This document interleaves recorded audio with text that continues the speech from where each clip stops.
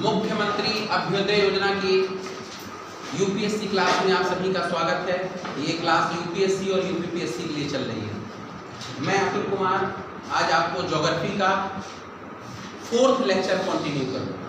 कौन सा lecture? 4th lecture. ठीक है, आज से नए पेज से हेडिंग डाल लीजिए एटमॉस्फेयर। एटमॉस्फेयर इसको आम वातावरण में बोलते हैं, आम बोलचाल भाषा में वातावरण। वैसे इसका हिंदी वर्जन है वायुमंडल। वायुमंडल, एटमॉस्फेयर, वायुमंडल, एटमॉस्फेयर। सबसे पहले एक चीज बताते हैं आप लोगों को। पहली चीज समझ लीजिए, जैसे आप कहीं जाते हैं तो मौसम और जलवायु में क्या अंतर है, पहले उसको सुनिए। कोई बताएगा मौसम और जलवायु में क्या अंतर है? एनी वन पर्सन कोई बताएगा? जी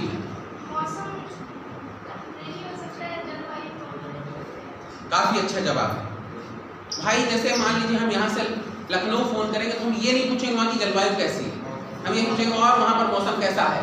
कहेंगे भाई यहाँ तो बारिश हो रही है, ऐसे तो बोलते हैं। हमने कहीं मान लो दूसरी जगह फोन किया, मान लो हमने यहाँ से 500 किलोमीटर दूर फोन कर दिया, हमने कहा भाई वहाँ पे क्या नाम है दिल्ली के आगे पानीपत में क्या कैसा मौसम। तो अब आप सुनिए, अगर हम पूछेंगे कि अमेरिका में क्या है तो हम मौसम नहीं पूछेंगे, अमेरिका में जलवायु कैसी, रसिया में कैसी जलवायु, समझते जाइएगा। वहां जलवायु की बात की जाएगी और यहाँ पर किसकी बात, आपस में आसपास किसकी बात की जाएगी? मौसम की।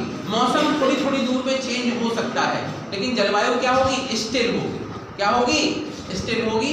वो भारत की जलवायु अलग है, उत्तर भारत की अलग है, दक्षिण भारत की अलग है, रसिया की अलग है, अमेरिका की अलग है, ब्रिटेन की अलग है, फ्रांस की अलग है, सबकी अलग है। तो पहले बेसिक अंतर समझ में आया।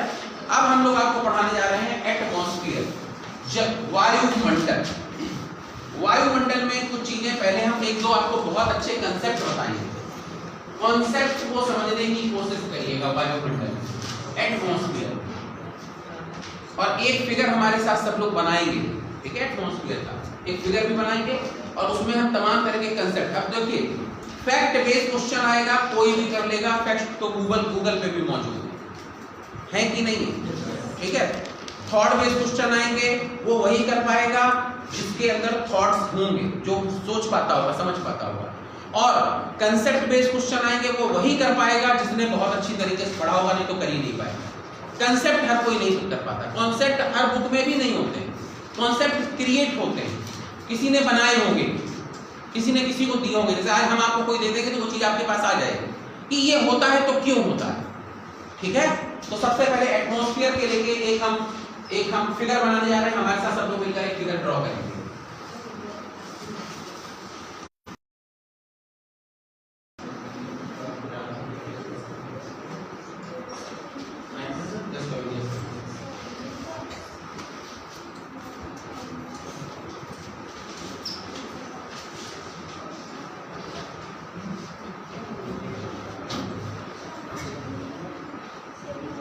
आपस में बात न करें कृपया करके।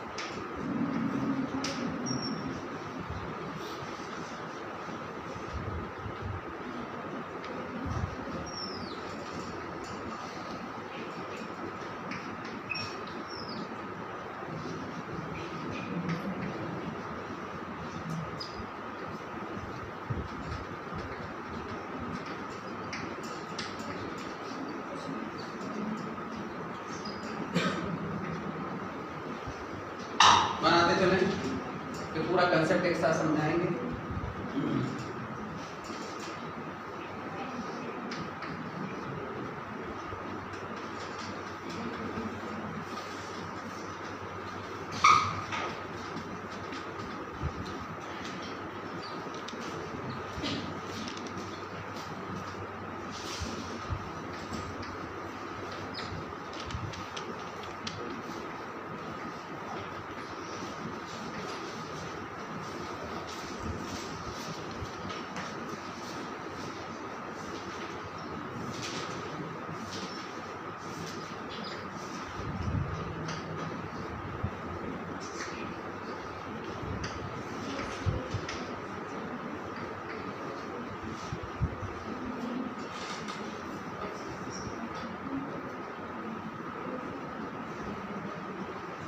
बनाते जाइए बनाते जाइए।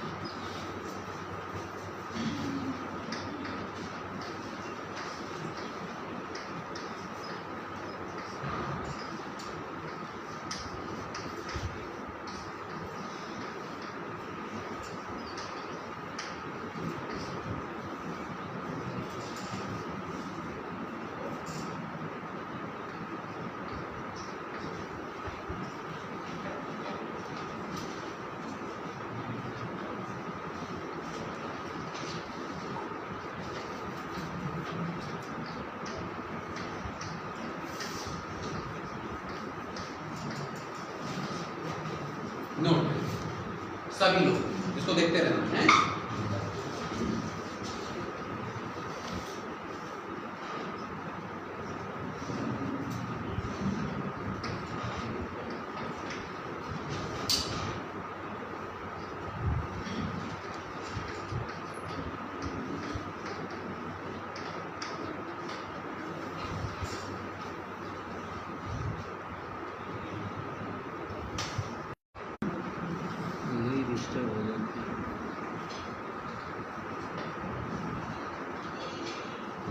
ठीक है,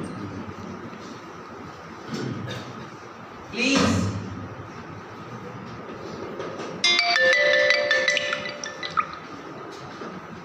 डू नॉट डिस्टर्ब लगाओ। पता कैसे लगता है?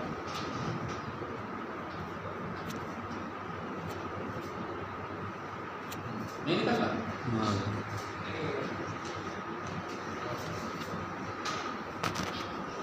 ठीक है, फटाफट बन जाना चाहिए भाई। आर्ट मत बनाओ, फिगर बनाओ टाक से।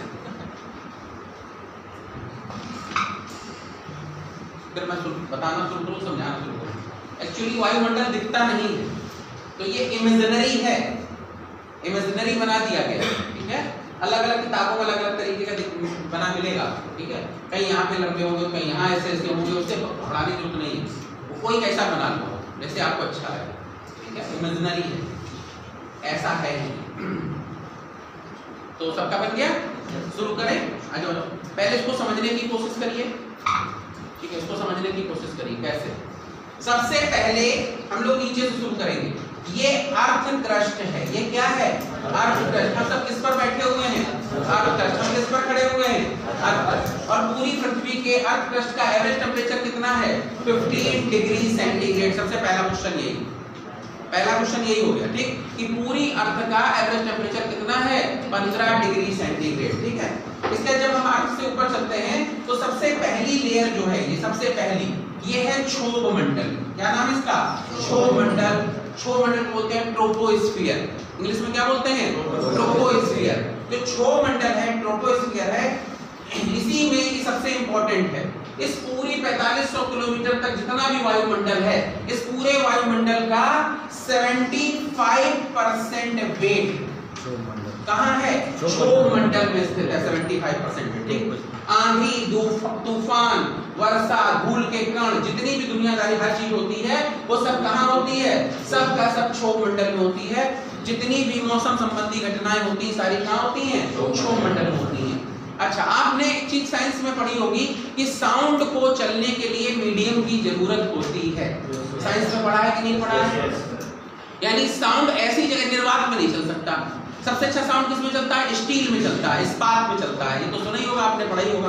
तो चूंकि यहाँ पर एटमॉस्फेयर थोड़ा डेंस है, आप समझ सकते हो कि यहाँ से लेके यहाँ तक पूरा एटमॉस्फेयर में 25% वेट है और नीचे अकेले 75% वेट है, तो इसका डेंसिटी है कि नहीं है? इसीलिए यहाँ पर प्रॉपर वे में हर चीज सुनाई पड़ती है और साउंड वेव जो होती हैं ये इसके ऊपरी भाग से वापस की ओर लौट आती हैं, इसको पार नहीं करती, क्योंकि उसके ऊपर क्या है? विरल हो जाता है, तो उसके ऊपर साउंड वेव नहीं चल पाती। इनको ध्यान रखिएगा, ये चीज है। अब आगे बढ़ते हैं। इसके सबसे ऊपरी सतह पर जो चीज मौजूद है उसको बोलते हैं ओजोन लेयर, O3 लेयर। क्या बोलते हैं? ओजोन लेयर O3 लेयर है। ओजोन लेयर को तो आप समझते होंगे। ओजोन लेयर जो है यूवी रेस जो सूर्य से आती है, अल्ट्रावायलेट किरणें, उनको एब्जॉर्ब कर लेती है, यूवी रेस को सक कर लेती है।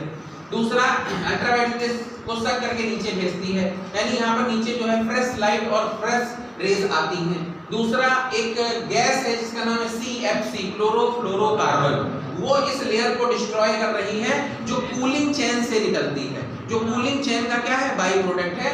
वो इस लेयर को जब डिस्ट्रॉय करती है तो O2 और एक तो O2 में बदलती है जब रिएक्शन होता है, दूसरा बनती है मिथाइल ऑक्साइड। O2 और उसमें मिथाइल ऑक्साइड में चेंज कर देती है, जहां तक यही है। और ये लेयर जो है धीरे धीरे इसकी थिकनेस क्या हो रही है? कम होती चली जा रही है, ठीक है, जिससे अल्ट्रावायलेट रेज नीचे आ रही है और ग्लोबल वार्मिंग बढ़ रही है। ग्लोबल वार्मिंग तो अभी आपको बाद में लास्ट में अलग से टॉपिक उसको पढ़ाएंगे, क्यों क्यों बढ़ रही है, उसके बहुत सारे कारण हैं, एक कारण नहीं है। इसके ऊपर समताप मंडल ये 8 से 18 किलोमीटर तक है। 8 से 18 क्यों है, अभी इसके पीछे कंसेप्ट वो बताएंगे। 8 से 18 किलोमीटर तक है और यहाँ पर टेम्परेचर धीरे धीरे धीरे धीरे क्या होता है? घटता है।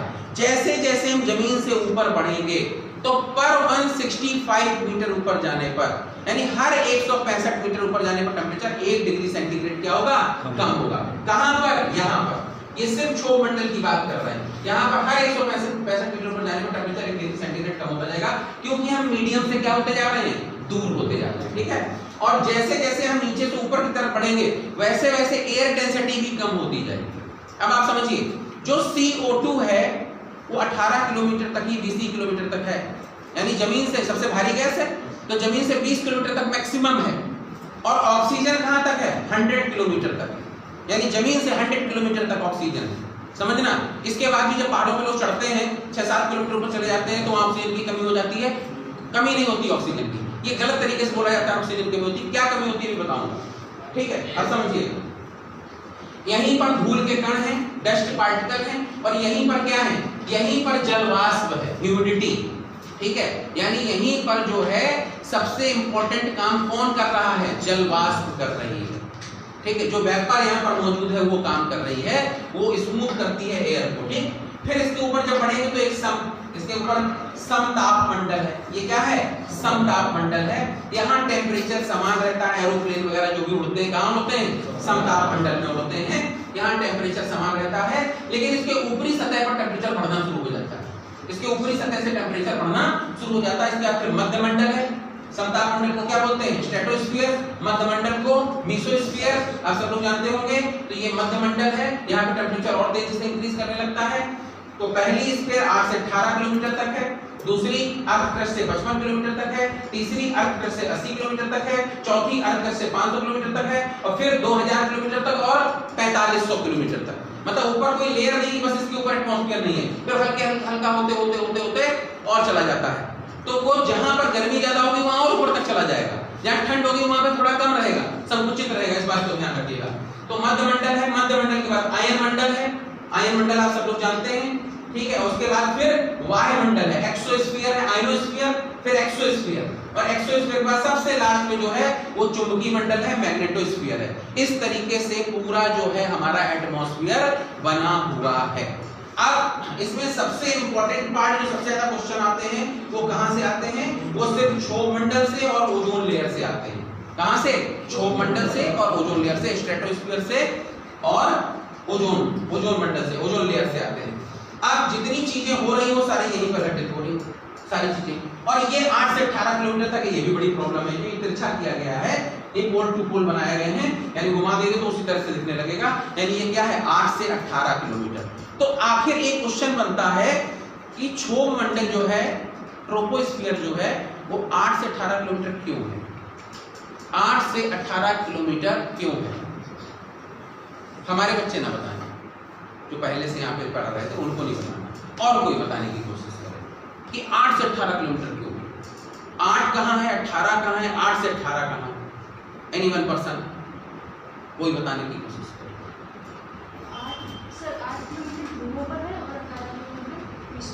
विश्वतृपा, बहुत अच्छा जवाब दिया। 8 किलोमीटर ध्रुवों पे है और 18 किलोमीटर विश्वतृपा पे। क्यों है? सर यहाँ पर टेम्परेचर ज्यादा है तो वायु के हैं वो दूर हो जाते हैं। टेम्परेचर ज्यादा उससे दूर रहता है। काफी अच्छा जवाब, बहुत अच्छा जवाब। चलो अच्छी बात है। इसी तरीके से सारे लोगों को दिमाग लगाना है। ईमानदारी बताओ, ये नोट हो गया सबका? साफ कर सकते हैं? अच्छा, तो अगला कंसेप्ट बताएं, 8 से 18 किलोमीटर वाला प्रॉपर कंसेप्ट। वैसे ये सब ये चीज ये बुक में आपके मौजूद है, जो बताने ये जो बनाया था। अब जो बताने जा रहे हैं वो मौजूद नहीं, वो जरूर बना लेना, वो जरूर लिखना। जो चीज बुक्स में है वो तो अच्छी बात, तो सबके पास है।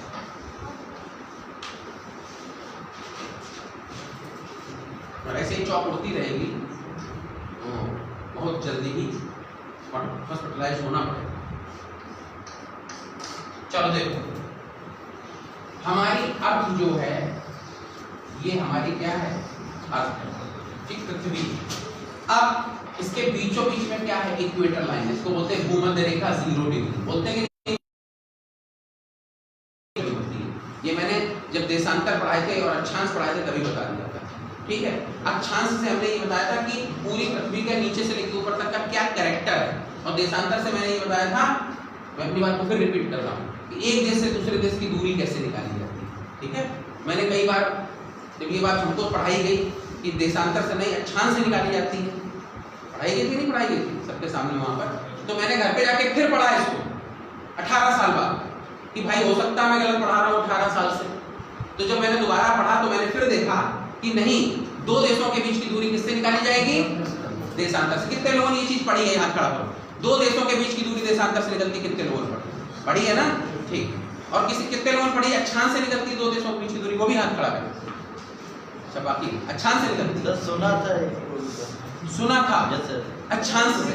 अक्षांश देशांतर आप जानते हैं सर? आपकी वीडियो सर देखा तो मैंने तो मैं क्लास अटेंड, कोई बात नहीं, मेरा ही सुना था सर। ये सर चलो, तो फिर कोई बात नहीं, ठीक। तो वो देशांतर से निकलती है दो देशों के बीच की दूरी, ठीक। अब जरा देखो, इसको समझ रहे हैं, हम अपना कंसेप्ट बताने की कोशिश कर रहे हैं। ये है एक अक्षांश 0 डिग्री, जिसको बोलते हैं इक्वेटर लाइन, ठीक। यहाँ पर मैक्सिमम गर्मी होती है, सूर्य सीधा चमकता है, जितने दुनिया के गर्म देश हैं वो यहीं पर मौजूद हैं, और ये दो पोल हैं जिसको बोलते हैं नॉर्थ पोल और इसको बोलते हैं साउथ पोल, ठीक है। अब जरा को गौर करने की कोशिश करिएगा, जहां पर गर्मी ज्यादा होगी, पहले इसको बेसिक समझो। मई जून में जब भयंकर गर्मी पड़ती है तो एकदम से हवाएं गर्म होकर ऊपर उठने लगती है और नीचे बिल्कुल हल्का इलाका बन जाता है, मतलब उसको बोलते हैं शांत क्षेत्र। उसी का दूसरा नाम है काम क्षेत्र बन जाता है। काम, शांत, कीप साइलेंट, पत्ती भी नहीं हिलती है। ऐसा जब हो लो, जब इस तरह की घटना हो तो समझ लेना लो प्रेशर बन गया। क्या बन गया है? बहुत ज्यादा लो प्रेशर। और जब जब लो प्रेशर बनेगा तब तब हाई प्रेशर से हवाएं कहाँ आएंगी? लो प्रेशर की ओर आएंगी और कन्वेक्शनल रेन को जन्म देगी। किसको जन्म देगी? कन्वेक्शनल रेन को जन्म देगी, यानी चमक गरज के साथ छींटे पड़ेगी, हल्का फुल्का पानी गिरेगा, लेकिन तेज आंधी तूफान और गरज और चमक होगी। इसको बोलते हैं कन्वेक्शनल रेन। ये मानसूनी रेन नहीं, थोड़ी बहुत देर के लिए होगी। पता चला गीतानगर में वर्षा, शारदा नगर में नहीं वर्षा, पता नहीं यूनिवर्सिटी में पानी बरस गया और कहाँ नहीं वर्षा, कल्याणपुर में नहीं वर्षा, ऐसा होता है। इसको बोलते हैं कन्वेक्शनल रेन। इस तरह के रेन को जन्म देगी और मौसम क्या हो जाएगा? लीगलाइज हो जाएगा, यानी ठंडा हो जाएगा। फिर 1-2 दिन बाद फिर वही गर्मी पड़ेगी, फिर गर्म होगा, फिर हवाएं ऊपर उठेंगी, फिर नीचे लो प्रेशर होगा और फिर यही होगा। इसीलिए गर्मी के बाद बार बार कन्वेक्शनल बारिश होती है और मौसम को लीगलाइज करने की कोशिश करती है। आंधी तूफान आते हैं और जब मानसून आ जाता है तो कंटिन्यू पानी गिरता है, लंबे इलाके में गिरता चला जाता है और मौसम ठंडा होता जाता है और जैसे जैसे ठंडा होता जाता है वैसे वैसे और पानी बरसता है और जब जमीन ठंडी हो जाती है तो फिर धीरे धीरे करके मौसम क्या होता है, चेंज होने लगता है और गर्मी से सर्दी की तरफ बढ़ता है, यानी एक मेखला बनती है। क्या बनती है? मेखला बनती है। ठीक, जो एक दिन की नहीं होती है, जो 2-2, 2.5, 3 महीने की होती है। ऐसा नहीं कि शाम को सोए थे तो रजाई ओढ़े लेटे थे, भयंकर गर्मी सर्दी थी और सवेरे उठे पसीना पोंछ रहे गर्मी बहुत है, ऐसा कभी नहीं हो सकता ये नेचर में। यानी एक टाइम ड्यूरेशन लगेगा उसको चेंज होने में। ठीक है, तो इसमें क्या होता है, ये पढ़ाने जा रहे हैं 8 से 18 किलोमीटर। यहाँ पर मैक्सिमम गर्मी पड़ने की वजह से हवाएं क्या उठती हैं, ऊपर की तरफ उठती चली जाती हैं और 18 किलोमीटर ऊपर तक चली जाती हैं। अब आप कहेंगे ये फिक्स तो नहीं है, ऐसा नहीं है, ये फिक्स नहीं है 18 किलोमीटर, बहुत और ज्यादा हो जाएगी तो 18.5 चली जाएगी, 19 भी कभी कभी चली जाती होंगी, कभी 17 ही आती होंगी। लेकिन जितनी गर्मी होती है तो गर्म हवा ऊपर उठती है, एक्सपेंड होती चली जाती है ऊपर की तरफ, तो कहां तक चली जाती है? 18 किलोमीटर तक ये चली जाती है। और पोल चूंकि दोनों क्या है, फ्रीज है पूरी तरीके से, पूरी जमे हुए हैं दोनों तरफ के पोल, तो जो हवाएं यहाँ पर है वो बिल्कुल ठंडी है। तो जो हवा यहाँ से ऊपर ऐसे उठेगी, तो अगर कोई हवा ऐसे ऊपर उठ रही है तो ठंडी हो जाएगी, ऊपर तक जाते जाते जाते जाते ठंडी होती जाएगी। ठंडी होकर क्या होगा, ऐसे उतरेगी नहीं, क्योंकि बगल में भी हवाएं ऐसे उठ रही होंगी, उसके बगल में भी ऐसे उठ रही होंगी, उसके बगल में भी। तो यहाँ मैक्सिमम गर्मी तो 18 किलोमीटर तक, यहाँ से थोड़ी दूरी पर 17 किलोमीटर तक, और थोड़ी दूरी पर और कम, और थोड़ी दूरी पर और कम। तो जो हवाएं उठती हैं वो पोल पर कैसे उतरती हैं? पोल पर 8 किलोमीटर तक ही ऊपर होता है और ये पोल पर हवाएं क्या होती है, इस तरीके से उतरती हैं। कैसे उतरती हैं? ऐसे उतरती है पोल पर, धीरे धीरे ऐसे ऐसे पोल की तरफ बढ़ती हैं। और कहीं अगर ठंडा मिल जाएगा तो वहां पे भी उतर जाएंगे, ऐसा नहीं है, लेकिन ये बेसिक चीज है। यानी यहां से जो हवाएं चली ऊपर की तरफ ऐसे बढ़ी इस तरीके से, ये धीरे धीरे कहां गई और पोल की तरफ नीचे की तरफ उतरी और यहां पर बना हाई प्रेशर बेड और यहां क्या बना, low pressure bed, low pressure bed. और यहां क्या बनेगा पोल पे, हाई प्रेशर बेड। समझ गए? तो पोल पर हमेशा हाई प्रेशर, हमेशा पोल पर हमेशा हाई प्रेशर, और इक्वेटर लाइन पर हमेशा क्या रहता है, लो प्रेशर रहता है रिस्पेक्ट ऑफ पोल।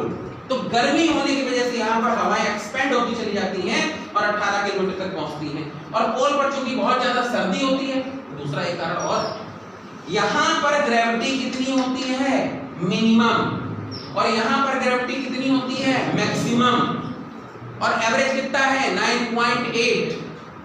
पूरी ग्रेविटी का एवरेज कितना है, 9.8 जो आप पढ़ते हो, जबकि पोल पर कितना है, लगभग 10, और इक्वेटर लाइन पर कितना है, लगभग 9.7 समथिंग। समझ गए? तो यहाँ पर ग्रेविटी भी कम होने की वजह से हवाएं जो है ज्यादा ऊपर तक चली जाती हैं और यहाँ पर ग्रेविटी ज्यादा होने की वजह से वो एयर प्रेशर उसको अपनी तरफ क्या करता है, खींचता है। यानी ग्रेविटी एयर प्रेशर को अपनी तरफ क्या करती है, खींचती है। तो इसलिए भी वहां पर ऐसा है।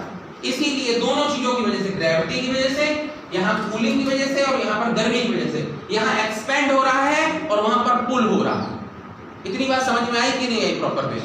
इस तरीके से हवाएं जो है, जो ट्रोपोस्फियर है आपका, वो कितना है, 8 से 18 किलोमीटर तक है। ये बेसिक, मतलब इसका बेसिक। इतनी बात बताओ बिल्कुल समझ में आई कि नहीं है? किसी को यहाँ पर कोई डाउट हो पूछो। ठीक है, अब इनको जरा सा इस कंसेप्ट के साथ इसको नोट करो पूरे को। तो हम जो जो पॉइंट्स नोट कराएंगे जो आपके एग्जाम में आते हैं, जो पूछे जाते हैं, उनको नोट करना शुरू करेंगे। नोट भी करते चलेंगे और समझते भी चलेंगे, जहां दिक्कत हो पूछते भी चलेंगे। लेकिन वायुमंडल, अच्छा एक मिनट, एक कंसेप्ट और बता दे फिर दिखाते हैं, इकट्ठा दिखाएंगे फिर। जैसे हम ह्यूमन बीइंग जो हैं, हम लोग एटमॉस्फेयर सब लोग बैठे हुए हैं, हवा है यहाँ पर, तभी हम लोग जिंदा हैं, हम लोग सांस ले रहे हैं। तो नॉर्मली अगर आप फ्रेश एयर में सांस लेते हैं तो नियर अबाउट 20 से 21% ऑक्सीजन को हम क्या करते हैं, सक करते हैं। 21% ऑक्सीजन है नहीं, तो आप इसमें क्वेश्चन ये उठा सकते हो, जब सर 21 एग्जैक्ट है ही नहीं तो हम कैसे 21 सक कर लेंगे? तो यहाँ पे मैं बताता हूँ जो पूरे एटमॉस्फेयर में ऑक्सीजन का जो वॉल्यूम है, वो जो है पूरा वॉल्यूम जो पूरे एटमॉस्फेयर का है वो दिया है कितना, वो है बेटा 20.24%। यानी पूरे हमारे इस पूरे यूनिवर्स में, सॉरी माफ करिए, पूरे अर्थ पर जो वॉल्यूम है वो है 20.24%। लेकिन जितना आप नीचे की तरफ आते जाओगे, यानी अर्थ क्रस्ट की तरफ बढ़ोगे, वैसे वैसे क्या बढ़ जाएगा, ऑक्सीजन का वॉल्यूम बढ़ेगा। और जैसे जैसे ऊपर जाओगे वैसे वैसे क्या होगा, थोड़ा थोड़ा कम होता जाएगा, क्योंकि कोई भी चीज, ग्रेविटी हर चीज को, एटमॉस्फेयर को भी तो खींच रही है। ठीक है, ध्यान रखिएगा। तो जब हम सांस लेते हैं, इनहेल करते हैं, उस समय जो है 21% ऑक्सीजन हमारे अंदर इनहेल होती है, और जब हम उसको निकालते हैं बाहर तो लगभग उसमें 16% ऑक्सीजन बाहर निकलती है। यानी हम कितनी ऑक्सीजन को कंज्यूम कर लेते हैं, बोलो, 5% ऑक्सीजन को क्या करते हैं, कंज्यूम करते हैं। ये भी समझिएगा। इसके साथ हम दूसरी गैसेस को भी इनहेल करते हैं जो और मौजूद हैं, लेकिन उन गैसेस को हम कंज्यूम नहीं करते, वो एज इट इज क्या हो जाती हैं, बाहर निकल जाती हैं। साथ में CO2 भी कंज्यूम, मतलब अंदर जा रही है, लेकिन उसको हम कंज्यूम नहीं करते, वो उसी रेशियो में जितने में गई उतने कंटेंट्स के हिसाब से क्या हो जाती है, बाहर हो जाती है। इस बात को भी ध्यान रखिएगा। तो जब हम बंद कमरे में बैठे हुए हैं, कंपार्टमेंट में बैठे हुए हैं, किसी ट्रेन से जा रहे हैं और खचाखच ट्रेन भरी हुई है, कंपार्टमेंट बिल्कुल बंद है, सर्दी के दिन है, तो उसमें धीरे धीरे क्या होने लगता है, ऑक्सीजन डाउन होने लगती है और CO2 बढ़ने लगती है, जो कितने लोग भरे होते हैं। इसीलिए लोगों का रिफ्रेशमेंट गिरता चला जाता है। अगर 8-10 घंटे की जर्नी आपने अंदर बैठ के कर ली, तो 10 घंटे में सोच के देखिए आपका रिफ्रेशमेंट कितना गिर गया, क्योंकि प्रॉपर ऑक्सीजन नहीं मिल रही। आप रेशियो निकालो कि 21 में से हमने कितना लिया, 21 लिया, 16 बाहर कर दिया। तो जब हम 15 ही लेंगे तो उसमें और कम बाहर करेंगे, समझना। जब 10 ही लेंगे तो और कम बाहर करेंगे। तो आप रेशियो देखें हम कितने %, यानी हम 5 ले रहे हैं कितने में से, आउट ऑफ 21 में से। अगर 20 मान लेते हैं तो कितने % है, 25% है। तो अगर हमारे पास ऑक्सीजन कंटेंट ही 10% बचे तो हम 2.5 तो एब्जॉर्ब कर रहे हैं, तो हमारे बॉडी का रिफ्रेशमेंट नहीं गिर जाएगा। इसीलिए लोग थका हुआ अपने आप को महसूस करते हैं। ऑक्सीजन मेंटेन करने के लिए उसका अंदर वो प्लांट होता है जो उसको ऑक्सीजन को मेंटेन करता है। समझे कि नहीं समझे? कोई दिक्कत हो तो बताओ। यहाँ तक बिल्कुल समझ में आया? Any problem ma'am? ठीक, सबको दिक्कत? कोई दिक्कत? ठीक, चलिए अब हम लोग शुरू करेंगे लिखना कुछ पॉइंट्स जो एग्जाम में बहुत ज्यादा आते हैं। और एक चीज और सुन लो पहले, आप लोग बता दें, आप लोगों को सरकार, माननीय मुख्यमंत्री जी पढ़ा रहे हैं, पिता का काम कर रहे हैं। भाई पिता का काम है पढ़ाना, चलो उन्होंने पढ़ाने का काम कर लिया, पिता है भी, वो हमारे मुखिया हैं उत्तर प्रदेश के, तो मुखिया ही पिता होता है। ठीक है, तो अच्छी बात है, बहुत अच्छी बात, उनको हम धन्यवाद देते हैं। लेकिन आप इसको अगली बार समझिएगा, अगली चीज समझिएगा। आप सब लोग लास्ट 10 to 15 ईयर के सॉल्ट पेपर खरीदिए। सॉल्ट ले ज्यादा सही रहेगा, सॉल्ट इसके UPSC और UPPSC, और उनको पढ़िए। और जब पढ़ेंगे आप उनको थॉरली, एक पेपर 2 पेपर, मान लो आपने 2 महीने पूरे पढ़ लिए सारे पेपर, तो फिर जो टीचर सामने आपको पढ़ा रहा होगा आप उसको समझ पाओगे कि क्या वो चीजें पढ़ा रहा है जो एग्जाम में आ रही है। अच्छा, वो चीजें पढ़ा रहा है जो एग्जाम में आ रही है। हो सकता है वो चीजें ना पढ़ा रहा हो, वो अपने हिसाब से पढ़ा रहा हो, मतलब नहीं समझिए। मान लो हमको कोई चीज बहुत अच्छी आती है, वही पढ़ाएंगे आपको, और मान लो वो आपके मतलब ही की नहीं है, तब क्या करोगे आप? वो आपके मतलब नहीं है, आप क्या करोगे बताइए? तो आप वो पढ़िए जो एग्जाम में आए, और टीचर वो पढ़ाए जो एग्जाम में पूछा जा रहा है। तो आप ही तो उसकी बात को काउंटर कब कर पाओगे? जब आपको पता होगा, अरे सर ये तो आते ही नहीं, आप ये क्यों पढ़ा रहे हो सर? आप पढ़ के देखो एटमॉस्फेयर से कितने क्वेश्चन आते हैं। तो अगर कोई पढ़ा रहा तो सही पढ़ा रहा है, ठीक है। हाँ, और ये बात सर भी बोल गए, यहाँ पर कमिश्नर सर भी बोल गए कि सब्जेक्ट में PhD नहीं करनी है, उन चीजों को पढ़ना है जो एग्जाम में आता है, सेलेक्टेड पढ़ना है। इस चीज को ध्यान रखिए सर। और उन्हीं का सिलेक्शन होता है, जो बहुत ज्यादा ज्ञानी ध्यानी हो जाते हैं, वो फिर ज्ञानी होते हैं, समझ गए? फिर वो ज्ञानी इधर उधर बिखेरते हैं, वो फिर अधिकारी नहीं बन पाते। इसलिए सेलेक्टेड पढ़ो, सही दिशा में पढ़ो, और सब लोग एक ये चीज जरूर खरीदें।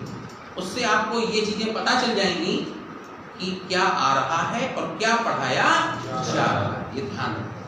अगला क्वेश्चन, आप लोगों के भले के लिए, आप हमारे बच्चे हो, और आप सेलेक्ट होगे तो हम सेलेक्ट होंगे, इसलिए बहुत जरूरी है। चलिए देखिए, वायुमंडल अनेक गैसों का मिक्सचर है। वायुमंडल अनेक गैसेस का मिक्सचर है। वायुमंडल अनेक गैसों का मिक्सचर है।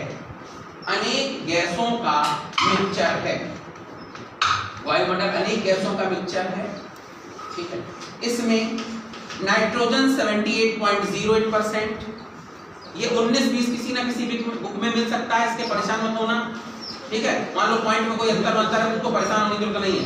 देखिए, nitrogen 78.08%, oxygen 20.24%, oxygen 20.24%, 20.24%, organ 0.93%, organ 0.93%, 0.93%, carbon dioxide 0.03%, carbon dioxide 0.03%, neon 0.018%, neon 0.018%, neon 0.018%, helium 0.0005%, helium 0.0005%, helium 0.0005%, helium 0.0005%, और अंत में लिखिए नेक्स्ट ओजोन 0.00006%, ओजोन 0.00006%, ओजोन 0.00006%, 4 बार 0 है,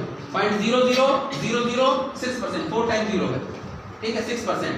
यानी ये कंटेंट्स, इसके अलावा भी बहुत सारी गैसेस हैं, इसके अलावा भी बहुत सारी चीजें हैं, वो ना के बराबर हैं, उनको आपके मतलब की नहीं है, वो उनको पढ़ाना चाहिए जो मेंस में क्या ले रहे हैं, ज्योग्राफी ले रहे हैं, आपके मतलब की नहीं, ठीक है।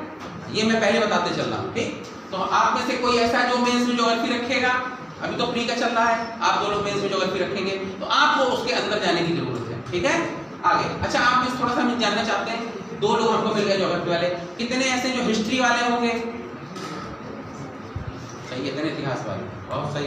इसके अलावा फिजिक्स वाले, बहुत बढ़िया, और कोई इकोनॉमिक्स वाले, इकोनॉमिक्स, 1-2 लोग इकोनॉमिक्स वाले, चलो बहुत बढ़िया।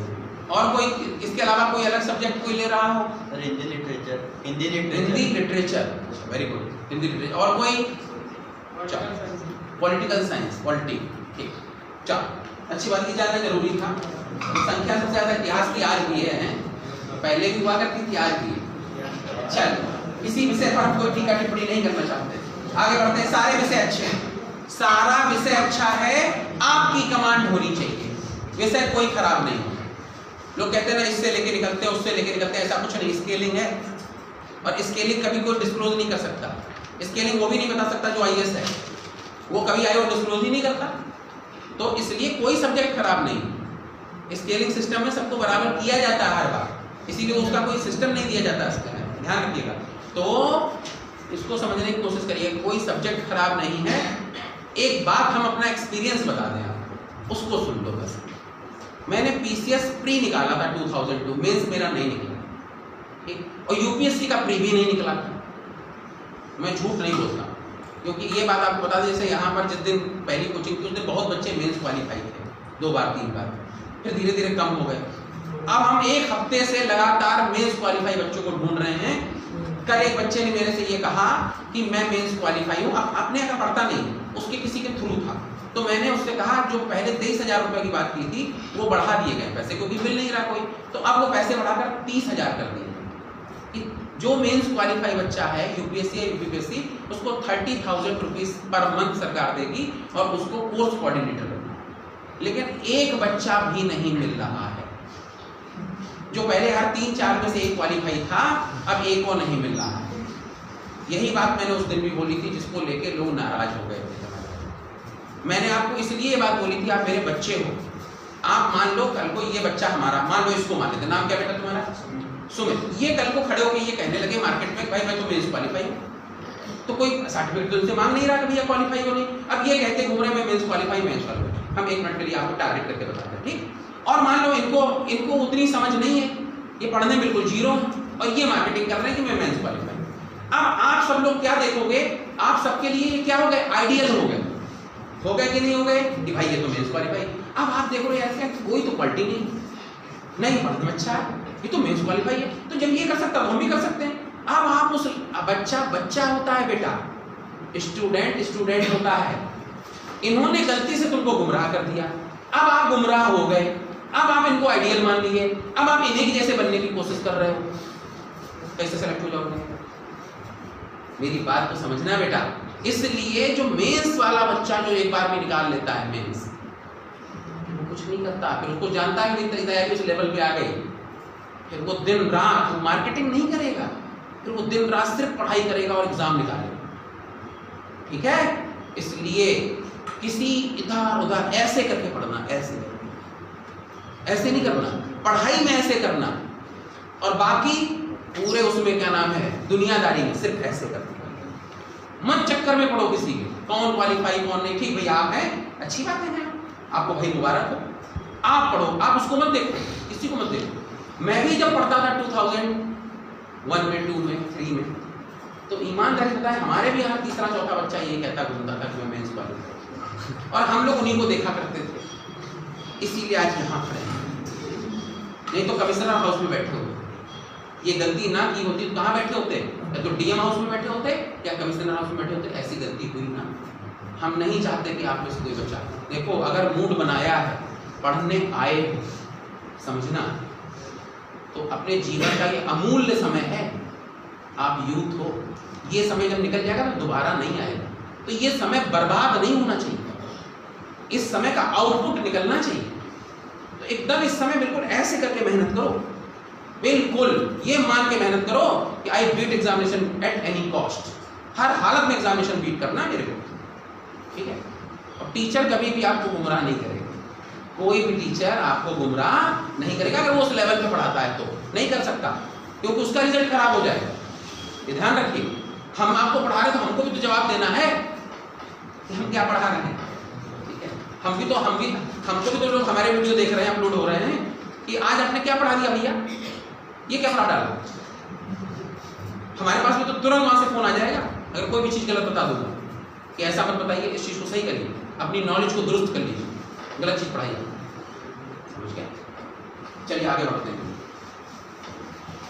जी। तो इतनी ये कंटेंट्स है। अब आगे बढ़ेंगे। वायुमंडल के निचले स्तर में भारी गैसें, वायुमंडल के निचले स्तर में भारी गैसें, वायुमंडल के निचले स्तर में भारी गैसें, वायुमंडल के निचले स्तर में भारी गैसें जैसे कार्बन डाइऑक्साइड 20 किलोमीटर तक, कार्बन डाइऑक्साइड 20 किलोमीटर तक, 20 किलोमीटर तक, ऑक्सीजन 100 किलोमीटर तक, ऑक्सीजन 100 किलोमीटर तक, 100 किलोमीटर तक, ऑक्सीजन 100 किलोमीटर तक और हल्की गैसें, हीलियम, नियॉन, क्रिप्टॉन,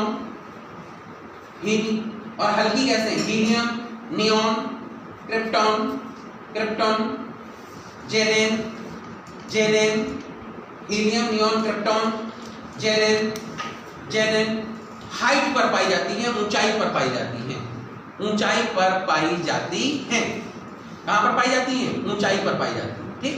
अब फिर से एक कंसेप्ट बताने जा रहे हैं, देखो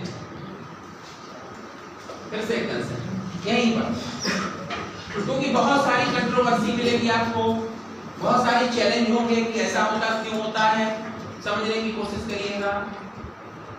जब आप किसी माउंटेन पर जाते हो, किसी माउंटेन पे जाते हो, तो इस दुनिया का जो सबसे पूरे अर्थ का जो सबसे ऊंचा माउंटेन है वो माउंट एवरेस्ट है, जो 8,850 मीटर ऊंचा है, ठीक है। पहले 48 था, 50 हो गया। आपके पिताजी ने पढ़ा था 8,848, आप पढ़ रहे हो 8,850, आपके बच्चे पढ़ेंगे 8,852, फिर उनके बच्चे पढ़ेंगे 8,854। आप कहोगे सर ये क्यों बोल रहे हो आप? जी, वो फोल्डिंग माउंटेन है। कैसा माउंटेन है? Folding mountain. तो फोल्डिंग माउंटेन की वजह से जब प्रेशर पड़ती तो कोई चीज कैसे, जैसे एक पेपर को आप ऐसे दबाओ, जैसे ये कॉपी है, इस कॉपी को अगर हम ऐसे, ये कॉपी ऐसे है और अगर इसको हम ऐसे दबाएंगे तो ऊपर की तरफ उठेगी कि नहीं उठेगी, ठीक है। फोल्डिंग माउंटेन है तो जिसकी वजह से वो धीरे धीरे क्या उठ रहा है, ऊपर की तरफ उठ रहा है, उसकी हाइट बढ़ रही है, घट नहीं रही, ध्यान रखिएगा। तो हो सकता है धीरे धीरे बढ़ती रहे। अब कब कितना बढ़ेगा ये डाउट, आई डोंट नो कि अगले 100 सालों में कितना और बढ़ जाएगा, फिर अगले 500 सालों में कितना बढ़ेगा, ये कैलकुलेशन तभी हो पाएगा जब वो बढ़ जाए। हो सकता है कम बढ़े, कम प्रेशर लगे, हो सकता है ज्यादा बढ़े, ज्यादा प्रेशर लग जाए, ठीक है। अब देखिए जब आप हिमालय पर या किसी भी बड़े ऊंचे माउंटेन पर जाते हो तो वहां पर एक हिमरेखा होती है। उस हिमरेखा के ऊपर आपको हिम मिलेगी, उसके नीचे हिम नहीं मिलेगी। हिम मतलब बर्फ नहीं मिलेगी। ये हिमरेखा की ऊंचाई घटती बढ़ती है। जब गर्मी आएगी तो ये नीचे आएगी, जब गर्मी आएगी तो ऊपर चली जाएगी, जब ठंड होगी तो ये नीचे आ जाएगी। ठंड में नीचे तक बर्फ मिलेगी और गर्मी में ऊपर तक मिलेगी। जैसे सर्दी में कभी कभी आपको स्नोफॉल आपके नैनीताल तक में हो जाता है, जबकि बिल्कुल बगल में, बिल्कुल बगल में। कौसानी औसानी में तो एक जनरल बात है, होता ही है, लेकिन यहाँ हो जाता है। ठीक है, तो इतने पास अगर हो जाता है तो आप सोचिए, क्योंकि ठंड बहुत ज्यादा बड़ी हो गया स्नोफॉल, क्या कर लोगे? तो बिल्कुल नीचे तक हो गया करोगे स्नोफॉल। हमने लास्ट क्लास ये पढ़ा था कि सोलन में स्नोफॉल हुआ, जाने कितने सालों बाद, 16, 17, 18 साल बाद सोलन में हो गया, तो सोलन में भी हो जाता है, शिमला में कभी हो जाता है, ठीक, लेकिन अक्सर नहीं होता है। अब देखिए, ये जो हिमरेखा है, जब आप माउंटेन पर ऊपर चढ़ते हैं, जब ऊपर जाते हैं, तो जहां से आपको बर्फ मिलना शुरू हो जाएगी, जिस जगह से बर्फ मिलना शुरू हो जाएगी, वहीं से दिक्कतें भी शुरू होंगी। क्या शुरू होंगी? दिक्कतें। कैसे? सबसे पहली चीज ऑक्सीजन की प्रॉब्लम। अगर वहां ऑक्सीजन बहुत प्रॉपर होती तो प्लांट सरवाइव कर रहे होते। ऊंचाई बढ़ने के साथ साथ प्लांट छोटे होते जाते हैं और शंकुदार होते जाते हैं। ये तो आपने पढ़ा ही होगा। क्यों होते जाते हैं? क्योंकि बहुत सारी चीजों की समस्याएं हैं। जहां से आइस मिलना शुरू हो जाएगी वहां पर फिर पानी नहीं बरसेगा, कभी कभार बरसेगा, कम बरसेगा। समझे नहीं? इस वजह से ऐसा होता है। दूसरी चीज क्या होती है? ऑक्सीजन जो होती है, ऑक्सीजन तो 100 किलोमीटर तक लिखा है हमने, तो ऑक्सीजन तो होती है, लेकिन एक समस्या होती है कि ऑक्सीजन में जितनी भी ह्यूमिडिटी है 4%, 5%, वो सारी ह्यूमिडिटी जमकर बैठ जाती है। तो जब सारी ह्यूमिडिटी जमकर बैठ जाएगी, उसी से बर्फ क्रिएट होगी। उसी से क्या क्रिएट होगी? बर्फ। और वहां कौन जा रहा जमा के वहां डालने के लिए? अच्छा, हम जो है आज माउंट एवरेस्ट में थोड़ी बर्फ डालेंगे, वो तो अपने आप क्रिएट हो रही है ना। तो ह्यूमिडिटी बैठ रही है, कंटिन्यू यही चलता चला जा रहा है, एटमॉस्फेयर की सारी ह्यूमिडिटी वहां बैठ जाती है, और एटमॉस्फेयर में जो हवा है, एटमॉस्फेयर है, वो ड्राई हो जाता है, और ड्राई ऑक्सीजन को हम सक नहीं कर पाते। इसका एग्जाम्पल है ऑक्सीजन सिलेंडर में हीलियम मिलाई जाती है लुब्रिकेंट के काम के लिए, और एटमॉस्फेयर में क्या रहता है? ह्यूमिडिटी। किसके लिए? लुब्रिकेंट के। ये समस्या है, ये बेसिक चीज ये है। तो सूर्य अस्त के बाद सर्वाइव करना बहुत मुश्किल हो जाता है कि एकदम से जैसे सूर्य अस्त होगा, एकदम से कूलिंग बढ़ेगी, और जो थोड़ी बहुत ह्यूमिडिटी है भी वो बैठ जाएगी, तब आपको लिए दिक्कत बहुत ज्यादा क्रिएट हो जाएगी। इसलिए पढ़ा लिखा आदमी उस समय से पहले, सूरज से पहले वहां से क्या हो जाता है? वापस लौटने लगता है।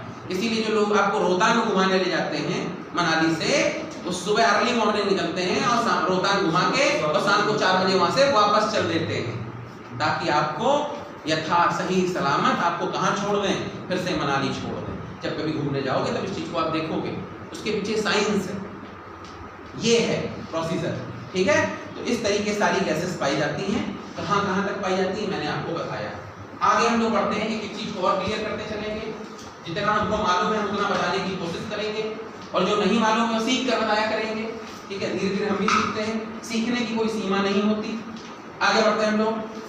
ठीक है, वायुमंडल में जलवाष्प की मात्रा, वायुमंडल में जलवाष्प की मात्रा, वायुमंडल में जलवाष्प की मात्रा, जलवाष्प की मात्रा, वाटर वेपर की मात्रा, जलवाष्प की मात्रा, वाटर वेपर की मात्रा 4 to 5% है। 4 to 5% है जलवाष्प की मात्रा, वाटर वेपर की मात्रा 4 to 5% है। ध्रुवीय क्षेत्रों में, ध्रुवीय क्षेत्रों में, ध्रुवीय क्षेत्रों में पोल पर ये मात्रा 1% से भी कम हो जाती है। पोल पर ये मात्रा 1% से भी कम हो जाती है। पोल पर ये मात्रा 1% से भी कम हो जाती है, 1% से भी कम हो जाती है, और पोल पर ये मात्रा 1% से भी कम हो जाती है। जबकि गर्म स्थानों पर ये मात्रा 4% से अधिक होती है। जबकि ह्यूमिडिटी वाले इलाकों पर, गर्म स्थानों पर, ह्यूमिडिटी वाले एरियाज में, गर्म स्थानों पर ये मात्रा, यह मात्रा 4% से अधिक होती है। 4% या उससे अधिक होती है, 4% या उससे अधिक होती है, देखो 4% या उससे अधिक होती है। होती है। ठीक, आगे लिखिए, ऊंचाई बढ़ने के साथ साथ वाटर वेपर में कमी आती जाती है। ऊंचाई बढ़ने के साथ साथ वाटर वेपर में कमी आती जाती है। ऊंचाई बढ़ने के साथ साथ वाटर वेपर में कमी आती जाती है। जलवाष्प में कमी आती जाती है। ऊंचाई बढ़ने के साथ साथ जलवाष्प में कमी आती जाती है।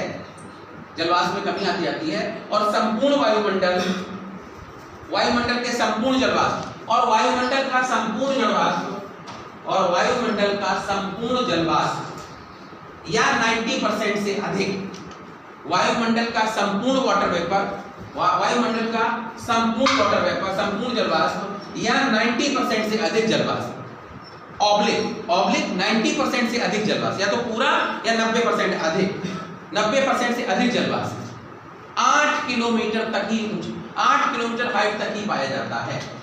ठीक है, 8 किलोमीटर हाइट तक ही पाया जाता है। 8 किलोमीटर हाइट तक ही पाया जाता है। समझो इस बात को। सबसे पहले देखो दो कंडीशन, जैसे जैसे हाइट बढ़ती जाएगी वैसे वैसे वाटर वेपर कम होता जाएगा, क्योंकि वाटर वेपर भारी होता है तो ग्रेविटी की वजह से नीचे आ जाएगा, तो ऊंचाई बढ़ने के साथ वाटर वेपर कम होता जाएगा। सबसे ज्यादा कहां पे? आप जहां लोग बैठे हैं, धीरे और ऊपर जाओगे और कम, और ऊपर जाओगे और कम, और मैक्सिमम आपको कहां तक मिलेगा? 8 किलोमीटर तक मिलेगा। उसके पीछे कारण और अब आपके दिमाग में तुरंत देखो बात आनी चाहिए। मैंने अभी आपको पढ़ाया कि पर 165 मीटर ऊपर जाने पर टेम्परेचर 1 डिग्री सेंटीग्रेड कम होता है। तो जब बहुत ज्यादा ऊंचाई पे चले जाओगे तो टेम्परेचर कम होता जाएगा, तो उसकी वजह से वो जमने लगेंगे, और जमने लगेंगे तो वो तब नीचे आने लगेंगे। तो कई कारण हैं, ज्यादा हाइट पर वाटर वेपर के कम होने के बहुत सारे कारण, मल्टीपल कारण है, एक कारण नहीं होता किसी चीज का, मल्टीपल कारण है जिसकी वजह से बहुत ऊंचाई पर वाटर वेपर नहीं पाया जाता। और पूरे इस पर जितना वाटर वेपर हमारे यहाँ है उसका 90% या उससे अधिक या 100% तक पूरा का पूरा कहां तक पाया जाता है? 8 पॉइंट पाया जाता है। नेक्स्ट है, देखिए, धूल धुआं आंधी तूफान, धूल धुआं आंधी तूफान, मौसम परिवर्तन, धूल धुआं आंधी तूफान, मौसम परिवर्तन सब निचले हिस्से में ही होते हैं। धूल धुआं आंधी तूफान, मौसम परिवर्तन सब निचले हिस्से में ही होते हैं, सब निचले हिस्से में ही होते हैं, निचले हिस्से में ही होते हैं। देखिए, एटमॉस्फेयर में धूल धुआं और जो नमक के कण हैं, एटमॉस्फेयर में धूल धुआं और जो नमक के कण हैं, एटमॉस्फेयर में धूल धुआं और जो नमक के कण हैं, ये सभी, एटमॉस्फेयर में धूल धुआं और जो नमक के कण हैं, ये सभी आर्द्रताग्राही हैं, हाइग्रोस्कोपिक हैं। ठीक है, ये सभी आर्द्रताग्राही हैं, हाइग्रोस्कोपिक हैं, आर्द्रताग्राही हैं, हाइग्रोस्कोपिक हैं, सभी आर्द्रताग्राही हैं, हाइग्रोस्कोपिक हैं। ठीक है, अब देखिए, ये भी तो जानते होंगे, आपने देखा होगा नमक, जैसे बरसात में बढ़िया सूखा नमक निकालो, कटोरी में रख दो और शाम तक रखा रहने दो, सुबह निकालो शाम तक रख दो, शाम को निकालो सुबह तक रख दो, वो क्या हो जाएगा?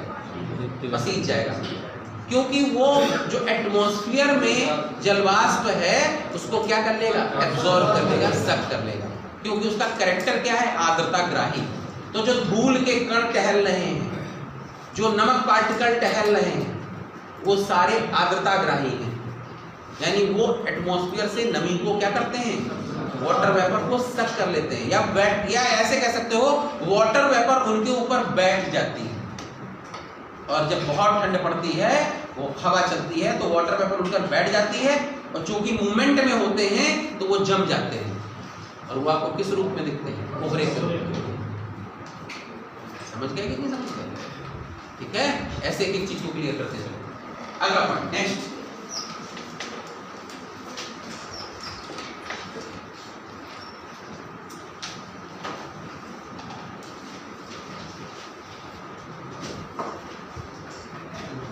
सूर्य से आने वाली रोशनी, सूर्य से आने वाली रोशनी जो इन धूल के कणों से टकराती है, सूर्य से आने वाली रोशनी जो इन धूल के कणों से टकराती है और प्रकीर्णन होता है, और प्रकीर्णन होता है धूल के कणों से टकराती है, और प्रकीर्णन होता है जिससे धूल के कणों से टकराती है, और प्रकीर्णन होता है जिससे आकाश नीला दिखाई देता है, जिससे आकाश नीला दिखाई देता है। स्कैटरिंग होती है, प्रकीर्णन होता है, स्कैटरिंग होती है जिससे आकाश नीला दिखाई देता है। स्कैटरिंग की वजह से आकाश नीला दिखाई देता है। ठीक है, अब आप लिखेंगे वायुमंडल की संरचना, जो मैंने अभी बनवाया था, ये तो इंपॉर्टेंट पॉइंट्स जो मैंने पहले लिखा है। वायुमंडल की संरचना, स्ट्रक्चर ऑफ एटमॉस्फेयर। वायुमंडल की संरचना, structure of atmosphere, structure of atmosphere. ठीक है, अब एक एक करके शुरू करेंगे। नंबर 1 क्षोभ मंडल ट्रोपोस्फियर। नंबर 1 क्षोभ मंडल ट्रोपोस्फियर, क्षोभ मंडल ट्रोपोस्फियर। नंबर 1 क्षोभ मंडल ट्रोपोस्फियर, ट्रोपोस्फियर क्षोभ मंडल। यहाँ वायुमंडल की सबसे निचली और सघनतम परत है। ये वायुमंडल की सबसे निचली और डेंस परत है। ये वायुमंडल की सबसे निचली और सघनतम परत है, सबसे ज्यादा डेंसिटी वाली परत है। ये वायुमंडल की सबसे निचली और सघनतम परत है, सबसे डेंस परत है। वायुमंडल सबसे निचली और सघनतम परत है। संपूर्ण वायुमंडल का 75% वेट इसी में है। संपूर्ण वायुमंडल का 75% वेट इसी में है। संपूर्ण वायुमंडल का 75% वेट इसी में है। संपूर्ण वायुमंडल का 75% वेट इसी में है। संपूर्ण वायुमंडल का 75% वेट इसी में है, इसी में है। ये औसतन 14 किलोमीटर तक स्थित है। औसत है, ये ध्यान रखना, यह औसतन 14 किलोमीटर तक स्थित है। 8 से 18 है, उसका औसत लेंगे तो कितना आएगा 14। ये औसतन 14 किलोमीटर तक स्थित है। अब मैथमेटिक्स वाला औसत नहीं लगेगा यहाँ, ठीक है। ये मतलब ये जैसा मतलब वायुमंडल में है उसके हिसाब से औसत निकाल लिया गया, ठीक है। तो ये औसतन 14 किलोमीटर स्थित है। नहीं कुछ बच्चे तुरंत 8 18 वाला xy upon 2xy upon x + y वो वाला न लगा देना, ठीक है। ये औसतन 14 किलोमीटर तक स्थित है, 14 किलोमीटर तक स्थित है, ध्यान रखिएगा। इसमें धूल धुआं जलवाष्प, इसमें धूल धुआं जलवाष्प और आर्द्रताग्राही कण स्थित हैं। इसमें धूल धुआं जलवाष्प और आर्द्रताग्राही कण स्थित हैं, आर्द्रताग्राही पार्टिकल्स स्थित हैं। धूल धुआं और आर्द्रताग्राही पार्टिकल्स स्थित हैं, आर्द्रताग्राही पार्टिकल्स स्थित हैं। लिखिए मौसम परिवर्तन, सर्दी गर्मी बरसात, मौसम परिवर्तन, सर्दी गर्मी बरसात, सर्दी गर्मी बरसात, आंधी तूफान, सर्दी गर्मी बरसात, आंधी तूफान, आंधी तूफान, आंधी तूफान, वर्षा, आंधी तूफान, वर्षा और समस्त मौसम संबंधी घटनाएं, और समस्त मौसम संबंधी घटनाएं यहीं पर होती हैं, और समस्त मौसम संबंधी घटनाएं यहीं पर होती हैं, और समस्त मौसम संबंधी घटनाएं यहीं पर होती हैं। कहाँ पर होती हैं? यहीं पर होती हैं। समस्त मौसम संबंधी घटनाएं यहीं पर होती हैं, यहीं पर होती हैं, ठीक है। क्षोभ मंडल को संवहन मंडल भी कहते हैं, क्षोभ मंडल को संवहन मंडल भी कहते हैं, कन्वेक्शनल, ठीक है। क्षोभ मंडल को संवहन मंडल भी कहा जाता है क्योंकि संवहन धाराएं, क्षोभ मंडल को संवहन मंडल भी कहते हैं, संवहन मंडल भी कहते हैं, मंडल भी कहते हैं क्योंकि संवहन धाराएं इस मंडल की बाह्य सीमा तक ही सीमित हैं, क्योंकि संवहन धाराएं इस मंडल की बाह्य सीमा तक ही सीमित हैं, संवहन धाराएं इस मंडल की बाह्य सीमा तक ही सीमित हैं, संवहन धाराएं इस मंडल की बाह्य सीमा तक ही सीमित हैं, संवहन धाराएं इस मंडल की बाह्य सीमा तक ही सीमित हैं, बाह्य सीमा तक ही सीमित हैं, बाह्य सीमा तक ही सीमित हैं, ठीक है। आगे लिखें, देखिए इस मंडल में प्रति 165 मीटर ऊपर जाने पर, इस मंडल में पर 165 मीटर ऊपर जाने पर, इस मंडल में पर 165 मीटर ऊपर जाने पर टेम्परेचर 1 डिग्री सेंटीग्रेड कम होता है। पर 165 मीटर ऊपर जाने पर टेम्परेचर 1 डिग्री सेंटीग्रेड कम होता है, टेम्परेचर 1 डिग्री सेंटीग्रेड कम होता है। प्रति 165 मीटर ऊपर जाने पर टेम्परेचर 1 डिग्री सेंटीग्रेड कम होता है। इसे नॉर्मल लैप्स रेट कहते हैं, इसे नॉर्मल लैप्स रेट कहते हैं, इसे नॉर्मल लैप्स रेट कहते हैं, नॉर्मल लैप्स रेट कहते हैं। हिंदी में बोलेंगे इसको हिंदी में बोलेंगे भाई सामान्य ह्रास दर, सामान्य ह्रास दर, नॉर्मल लैप्स रेट कहते हैं, सामान्य ह्रास दर कहते हैं, सामान्य ह्रास दर कहते हैं, नॉर्मल लैप्स रेट कहते हैं। बताओ इतनी बात समझ में आई कि नहीं? बिल्कुल बताओ, ईमानदारी समझ में आया कि नहीं आया? अगली हेडिंग डालेंगे समतापमंडल, समतापमंडल, समतापमंडल। क्लास की स्ट्रेंथ जो है फ्लक्चुएट करती रहती है, कभी एकदम फुल, कभी कुछ कम, फिर ज़्यादा कम, फिर एकदम से फुल, ऐसा चलता है। खैर आज तो थोड़ा कंफ्यूजन भी होगा कुछ को कि आज हो सकता छुट्टी हो, क्योंकि आज बाकी सब बंद है, गवर्नमेंट ऑफिस की हॉलीडे है। किस अब ये मैं नहीं जानता हूँ किस चीज़ की छुट्टी, जो भी है, आई डोंट नो, मैं नहीं जानता। हमारे यहाँ तो हमारे इंस्टीट्यूट में तो सिर्फ 3 छुट्टी होती है, होली 5 दिन, दिवाली 5 दिन, रक्षाबंधन 5 दिन, बाकी हमारे कोई छुट्टी नहीं होती 5 दिन। वो कानपुर कोचिंग एसोसिएशन की छुट्टी होती है, हम करते हैं 5 दिन, बाकी लोग तो 8-9 दिन भी करते हैं, बाकी कोई छुट्टी नहीं होती है। बाकी संडे मंडे रोज क्लास, नो हॉलीडे, ठीक है। मतलब हम लोग यहाँ कोई 7 दिन क्लास है, कोई छुट्टी नहीं, और बल्कि संडे वाले दिन ज़्यादा क्लास हो जाती है। पहले क्लास, फिर टेस्ट, फिर डिस्कशन, पता चला 9 बजे आए और 3 बजे गए, ऐसे चलता है क्लास, उस दिन ज़्यादा होता है, संडे का भी छुट्टी नहीं होती। चलिए आगे बढ़ते हैं। आप लोगों के लिए भी जब एग्जाम पास आ जाएंगे आपके, जब एग्जाम आपके पास होंगे तो इस तरह की व्यवस्था कुछ करेंगे, एक्स्ट्रा पढ़ाएंगे आप लोग, क्योंकि रिवीजन बहुत जरूरी है। हम लोग रिवीजन कराते हैं, नाइट क्लास लगाते हैं रात 10 से सुबह 5, फुल नाइट। तो इस तरह की क्लास जैसे 5 लगाएंगे ऑल्टरनेट डेज में, तो पूरा रिवीजन होता है। 2 टीचर लगे, पूरी रात रिवीजन चल रहा है, तो उसमें सिर्फ रिवीजन चलता है, रिवीजन चलता है, प्लस पैसे बांटे जाते हैं। पैसे मतलब इनाम बांटा जाता है, पर 500 रुपीज़ इनाम, इसमें 50 रुपीज़ इनाम। तो रुपीज़ इनाम ऐसे नहीं दिए जाते, पैसे नहीं, इस पर पिज्ज़ा इनाम, इस पर कॉफ़ी इनाम CCD की, इसमें ये। अब रात को 2:30 बजे कॉफ़ी कहाँ से आएगी CCD की? तो वो पैसे मिलते हैं। अपना CCD की कॉफ़ी पियो जाके, या नुक्कड़ में बैठ के चाय पी लो, आपको उसका पैसा दिया जाएगा कि भाई CCD की कॉफ़ी 150 रुपये की है, तो 150 दे दिए गए। अब आप उसका क्या करो, उससे हमें क्या मतलब, ऐसे होता। उससे क्या होता है, बात की पैसों की, इसके पीछे की साइकोलॉजी देखो कि अगर क्लास में 200 बच्चा बैठा है तो 200 बच्चा किसने कितना जीता, नींद एकदम गायब 3:30 बजे के बाद, पैसा जितना, इनाम जितना, तो वो 1000 बटेंगे, लेकिन वो 1000 2 घंटे सबको एकदम तरोताजा रखते हैं। ये इसकी खूबी, इसको बोलते हैं साइकोलॉजी। इस तरीके से पढ़ाया जाता है। नहीं तो वो 3:30, 4, 3 बजे के बाद का समय वो समय होता है जब बहुत तेज नींद आती है, तो बड़े बड़े जो है विकेट गिर जाते हैं। तो विकेट ना गिरे इसलिए सबको खड़ा रखने के लिए सबको ये किया जाता है ऐसे। तो पढ़ाने के बहुत सारे तरीके हैं, अलग अलग टीचर अलग अलग तरीके से पढ़ाते हैं। हम लोग भी कर लेंगे, आप लोग साथ भी कर लेंगे, डोंट वरी। सिलेक्शन निकलेगा, उसमें बड़ी खुशी होती है। सिलेक्शन के बाद बच्चा 2 ही लोगों को फोन करता है, एक गार्जियन को, एक अपने टीचर को, इस तरह हुआ, ये निकला, ये बहुत खुशी की बात है।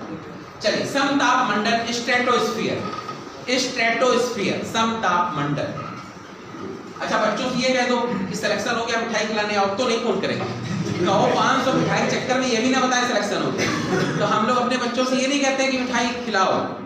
जिसका सिलेक्शन होगा, UPSC निकलेगा, एक बढ़िया घड़ी देंगे, UPPSC निकलेगा, ये देंगे, और मिठाई हम खिलाएंगे, प्राइज भी देंगे। अब उसको लग रहा है कि अच्छा UPSC निकला, सर मेरा घड़ी सर ये, आप पसंद भी बताएंगे सर ये इस तरह की, ठीक है। तो ये तरीके होते हैं। हमारे SSC के सिलेक्शन बहुत ज़्यादा होते हैं, तो उसी हिसाब से जो है ज़्यादा होते हैं, उसी हिसाब से हम लोग कर देते हैं, इनाम दे देते हैं। और वो इनाम नुकसान नहीं पहुंचाता है, वो फलित होकर निकलता है, मल्टीपल टाइम्स निकलता है। एक सिलेक्टेड बच्चा मिनिमम 20 बच्चों के बराबर होता है। जब आपके यहाँ से एक सिलेक्टेड बच्चा सेलेक्ट होकर जाएगा तो उसके थ्रू कम से कम 20 बच्चे आपके पास आएंगे। कितना बड़ा बिजनेस होता है। और प्लस जीवन भर का क्या बनता है, रिश्ता बनता है। तो ये वो अच्छी चीज है, सब होना चाहिए, पढ़ते रहना चाहिए। चलिए, क्योंकि क्षोभ सीमा के ऊपरी तल पर समताप मंडल स्थित है। क्षोभ सीमा के ट्रोपोपॉज के ऊपरी तल पर, क्षोभ सीमा के ऊपरी तल पर समताप मंडल स्थित है। समताप मंडल स्थित है। इसकी ऊंचाई धरातल से 50 किलोमीटर तक है। इसकी ऊंचाई धरातल से 50 किलोमीटर तक है। इसकी ऊंचाई धरातल से 50 किलोमीटर तक है। इसकी ऊंचाई धरातल से 50 किलोमीटर तक है। 50 किलोमीटर तक है। 50 किलोमीटर तक है। इस मंडल के निचले भाग में, इस मंडल के निचले भाग में, इस मंडल के निचले भाग में 20 से 35 किलोमीटर तक, इस मंडल के निचले भाग में 20 से 35 किलोमीटर तक, निचले भाग में 20 से 35 किलोमीटर तक ओजोन लेयर स्थित है।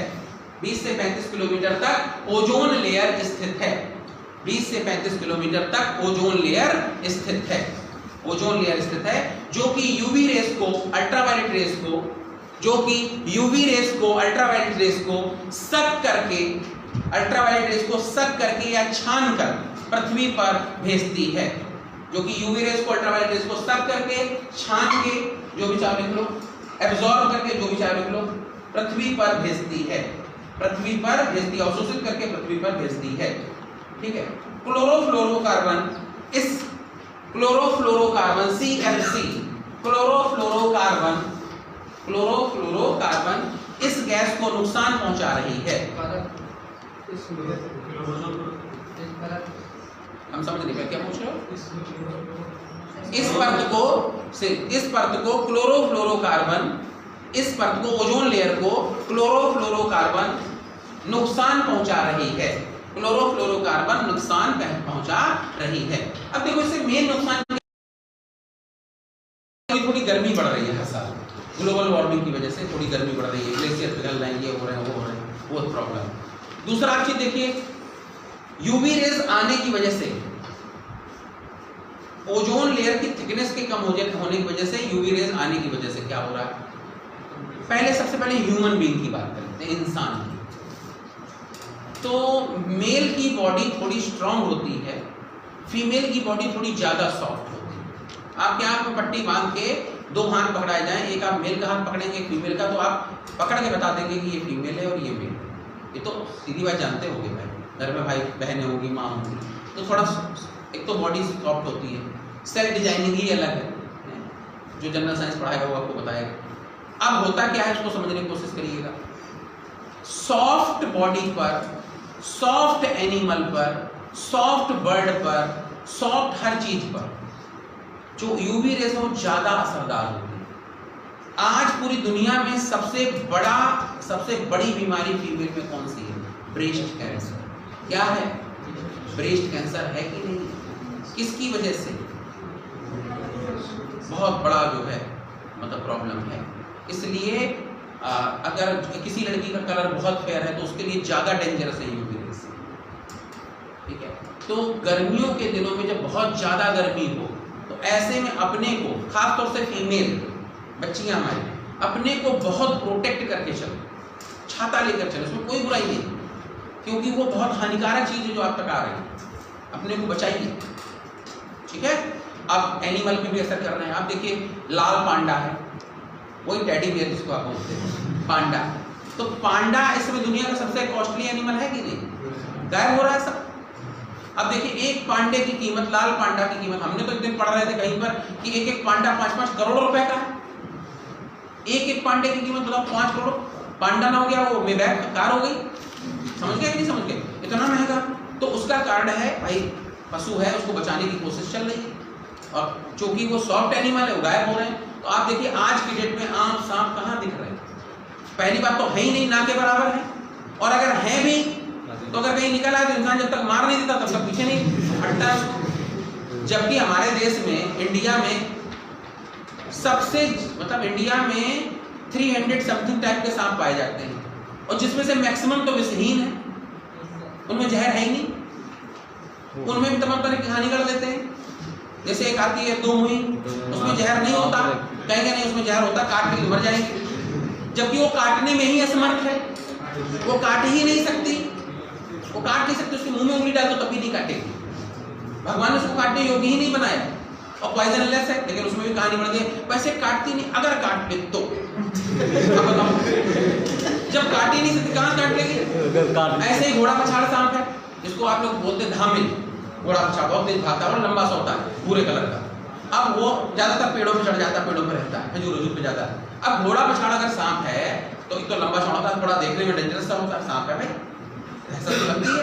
अब वो उसमें पॉइजन नहीं होता, कहेंगे नहीं, अगर वो पूंछ मार देगा वहां से आदमी निकलने लगेगा, कहते नहीं कहते इस तरह की बात है। हमें पूरे, आपने अपने इतने बड़े जीवन में कोई ऐसा केस देखा जो गल रहा हो, लेकिन इस तरह की बातें खाई जाती है। तो ये सब कहानियां जो गढ़ी गई हैं, इससे ये एनिमल को चैलेंज कर रही है। लोगों ने देखा, उसको मार डाला, एक यहीं पे रहता है, कोसी अपने यहाँ रहता है। हाँ, एक दिन हम बच गए थे। अच्छा, तो कई सांप है, अब भाई वो अपने इलाके में रह रहा है, अपना एरिया में, घास फूस में, आप देखो, आप उससे अलग हो जाओ, उसको अलग जाने दो, उसको मारने वारने की क्या जरूरत है? वो भी इकोसिस्टम को मेंटेन कर रहा है। इस प्रकृति में जो भी चीजें हैं वो सब इकोलॉजी का हिस्सा हैं। जो कुछ ब्रह्मांड में है, यूनिवर्स में है, वो सब इकोलॉजी का हिस्सा है, पार्ट ऑफ इकोलॉजी। हम आप मारने वाले कौन होते हैं भाई? अपने को प्रोटेक्ट कर लो बस, मारो वारो मत, ठीक है? ये ध्यान रखिए। हमारे इंस्टीट्यूट पे एक दिन सांप निकला है, कार पास पत्थर लगा हुआ, तो चिकना पत्थर, तो ग्रेनाइट पॉलिश वगैरह है उसमें, तो इस पर नहीं चल पाएगा, तो ऐसे ऐसे करके बड़ी मुश्किल से कोशिश कर रहा था, काफी बड़ा था, इतना बड़ा सांप रहा होगा। तो हम चाहते उसको मार देते, हमने कुछ नहीं किया, हमने वाइपर उठाया, वही पास में रखा था, उसको उठा के लाए और उससे उसको फंसा के ऐसे फेंक दिया बाहर। जैसे आगे मेन सड़क पे गिरा, वैसे बहुत तेजी से एकदम भागते हुए निकल गया। भाई हम उसको क्यों मारेंगे भाई? उसने मेरा दूध बिगाड़ा नहीं, और बिगाड़ भी देगा तो हम क्या करेंगे उसका? हाँ, चलिए आगे बढ़ते हैं हम लोग। तो ये इस तरीके से जो सॉफ्ट एनिमल है उनको नुकसान पहुंचा रही है, ठीक है, एस्टाबैटिस। ठीक, आगे बढ़ते हैं हम लोग। समताप मंडल, ठीक, समताप मंडल के ऊपरी हिस्से को, समताप मंडल के, क्या बोल रहे हैं?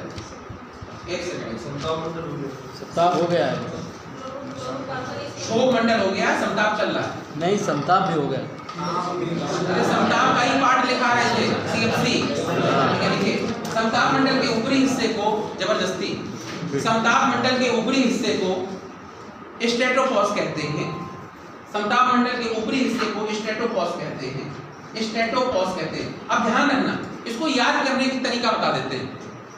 क्षोभ मंडल के ऊपरी हिस्से को, ट्रोपोस्फियर के ऊपरी हिस्से को ट्रोपोपॉज, इसके ऊपर के समताप मंडल को स्ट्रेटोपॉज, मध्य मंडल के मीसोपॉज, सब में अंत में क्या लगा दोगे? पॉज। ये ध्यान रखना, जिस नाम से रिलेटेड चीज आए वो उसका ऊपरी हिस्सा है, ठीक है? ध्यान रखिएगा। आगे बढ़ते हैं हम लोग प्लीज। अब लिखिए मध्य मंडल, मीसोस्फीयर, जी, मध्य मंडल, मीसोस्फीयर।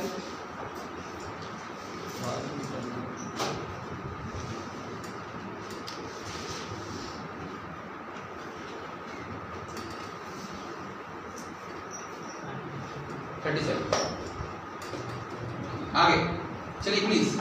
हाँ, अब लिखिए मध्य मंडल, मीसोस्फीयर, मध्य मंडल, मीसोस्फीयर। देखिए ये समताप मंडल के ऊपर स्थित है, ये समताप मंडल के ऊपर स्थित है, जो 50 से 80 किलोमीटर तक फैला है।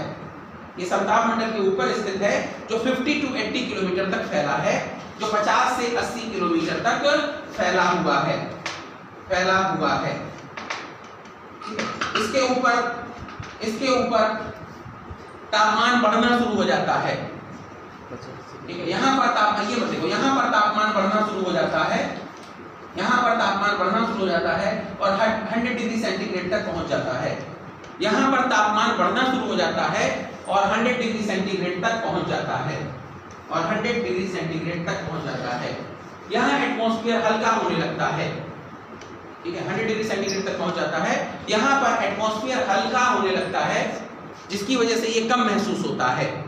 यहाँ पर एटमॉस्फेयर हल्का होने लगता है, जिसकी वजह से ये कम महसूस होता है, जिसकी वजह से यह कम महसूस होता है। यहाँ पर एटमॉस्फेयर हल्का होने लगता है, जिसकी वजह से कम महसूस होता है। इसे इसे इसे क्या कहते हैं? बोलो, इसे क्या कहते हैं? इसके ऊपरी हिस्से को मीसोपॉज, बिल्कुल सही। इसके ऊपरी हिस्से को मीसोपॉज कहते हैं। इसके ऊपरी हिस्से को मीसोपॉज कहते हैं। ठीक है। अब यहाँ पे एक चीज और बताना चाहेंगे, बोर्ड पर देखो सब लोग। इसके ऊपरी हिस्से को मीसोपॉज, ये पॉज कहाँ पे है? पॉज जैसे ये मान लो ये क्षोभ मंडल है, ये समताप मंडल है, ठीक है, ये मध्य मंडल है, ठीक, इसका आयन मंडल है। तो जो ये मंडल है, इसका मतलब ऐसा नहीं कि कोई प्लेट लगी हुई है उसके ऊपर है, फिर दूसरी प्लेट है, फिर तीसरी प्लेट है, ऐसा नहीं। यानी ये कोई भी मंडल धीरे धीरे करके खत्म होगा और धीरे धीरे अगला शुरू होगा। तो वो जो एरिया बीच का बनता है उसको क्या बोलते हैं? ट्रोपोपॉज, स्टेट्रोपॉज, मीसोपॉज। अब समझे कि नहीं समझे? हाँ, एकदम से नहीं है, ऊपर कोई प्लेटें नहीं पड़ी हुई है बस भैया इसके ऊपर नहीं जाना, ये वाला मंडल है, ऐसा नहीं है। ध्यान रखिए, जैसे आप देखिए कोई चीज धीरे धीरे चेंज होती है। एग्जाम्पल के तौर पर जैसे मान लीजिए मई जून के महीने में अपने नैनीताल जाओ, कौसानी जाओ घूमने करने के लिए, तो यहाँ से जब निकलते हो तो कानपुर का टेम्परेचर मान लो 46-47 डिग्री सेंटीग्रेड है, तो वो जो है हल्द्वानी तक आपको इतना ही मिलेगा, हल्द्वानी तक उतना ही मिलेगा, उसमें कम नहीं होगा कोई। अब जब उसके आगे बढ़ोगे, काठगोदाम पहुंचोगे, वहां से 20-10 किलोमीटर और आगे, तब एकदम से उसमें थोड़ा सा कमी आएगी, क्योंकि अब पहाड़ों के बीच में पहुंचे, वहां हवा अच्छी चल रही होगी, बड़े बड़े पेड़ होंगे, पहाड़ों को देखिए ठंडक मिलने लगेगी नेचर को देख के, ठीक है। फिर जैसे जैसे आप ऊपर बढ़ते जाओगे धीरे धीरे टेम्परेचर कम होता जाएगा, और जब वहां पहुंचोगे तो वहां काफी कम मिलेगा, वहां का मौसम थोड़ा सा अच्छा मिलेगा, ठीक है। तो यानी धीरे धीरे चीज कम होती है। ऐसा नहीं कि वहां कोई दरवाजा लगा है, अंदर घुसे बोले नैनीताल, बाहर बोले अब यूपी में, ऐसा नहीं है। मतलब ये कोई एसी नहीं लगी है। यहाँ घर में ऐसा होता है कि भाई एसी चल रही है तो अंदर का टेम्परेचर बहुत डाउन कर लिया आपने, 20 तक पहुंचा लिया, और बाहर 48-47, तो आप 48-47 जैसे अंदर आओगे तो आपको बहुत ठंडा महसूस होगा, तो आपने महसूस करने किया ही होगा। तो वो एक अलग चीज है, वो एक अलग आर्टिफिशियल कंडीशन है। लेकिन नेचर में जब ऐसा होगा तो इसके लिए एक बहुत लंबी सी क्या बनेगी, मेखला बनेगी, बेल्ट बनेगी, ठीक है जी। कुछ कहना चाहते हैं? हम लिखेंगे आयन मंडल, आयनोस्फीयर, आयन मंडल, आयनोस्फीयर। देखिए इसे समताप मंडल नहीं, सॉरी, इसे ताप मंडल थर्मोस्फीयर भी कहते हैं, इसे ताप मंडल थर्मोस्फीयर भी कहते हैं, इसे ताप मंडल थर्मोस्फीयर भी कहते हैं, थर्मोस्फीयर भी कहते हैं। और ये 400 किलोमीटर की हाइट तक मौजूद है, 400 नहीं लिखो 500 लिखो, और ये 500 किलोमीटर की हाइट तक मौजूद है, 500 किलोमीटर की हाइट तक मौजूद है, 500 किलोमीटर की हाइट तक मौजूद है। यहाँ टेम्परेचर बहुत तेजी से बढ़ने लगता है, 500 किलोमीटर की हाइट तक मौजूद है। यहाँ टेम्परेचर बहुत तेजी से बढ़ने लगता है, यहाँ पर टेम्परेचर बहुत तेजी से बढ़ने लगता है, और टेम्परेचर बढ़ते हुए यहाँ पर टेम्परेचर बहुत तेजी से बढ़ने लगता है, और टेम्परेचर बढ़ते हुए 1000 डिग्री सेंटीग्रेड तक पहुंच जाता है, लगभग 1000 डिग्री सेंटीग्रेड तक पहुंच जाता है। टेम्परेचर बढ़ते हुए लगभग 1000 डिग्री सेंटीग्रेड तक पहुंच जाता है, लगभग 1000 डिग्री सेंटीग्रेड तक पहुंच जाता है, 1000 डिग्री सेंटीग्रेड तक पहुंच जाता है। इसके सबसे ऊपरी हिस्से को आइनोपॉज कहते हैं, सबसे ऊपरी हिस्से को आइनोपॉज कहते हैं, ठीक है। इसमें पॉइंट और लिख लो, ठीक है, इसमें पॉइंट लिख लीजिए।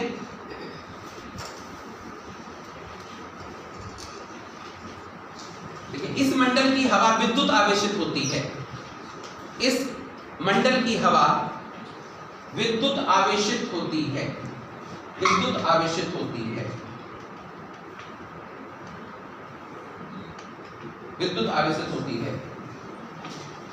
ठीक है। और अब अंत में लिखिए वायुमंडल एक्सोस्फीयर,